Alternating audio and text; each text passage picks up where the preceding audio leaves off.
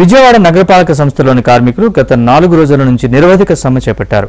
కుటుంబ సభ్యులు పిల్లలతో సహా విజయవాడ ధర్నా చౌక్లో ఆందోళనకు దిగారు. CM Chandrababu, deputy CM Pawan Kalyan, మంత్రి లోకేష్ తమ గోడు వినండి అంటూ ప్లకార్డులు చేపట్టారు.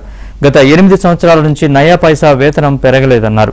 ఈ కార్యక్రమానికి సిపిఎం నేతలు బాబురావు మద్దతు పలికారు. వేపన ధరలు పెరుగుతున్నాయి, పన్నులు పెరుగుతున్నాయి, కరెంటు ఛార్జీలు పెరుగుతున్నాయి. కానీ కార్మికులకు మాత్రం అనేక సంవత్సరాల నుండి వీళ్ళకి జీతాలు ఒక్క నయా పైసా పెంచలేదు. అమరావతిలోనూ రాష్ట్రంలోనూ ఎల్ఎన్టీ, షాపూర్జీ ఇటువంటి బడా కంపెనీలు వాళ్ళకి టెండర్లకి రేట్లు పెంచారు,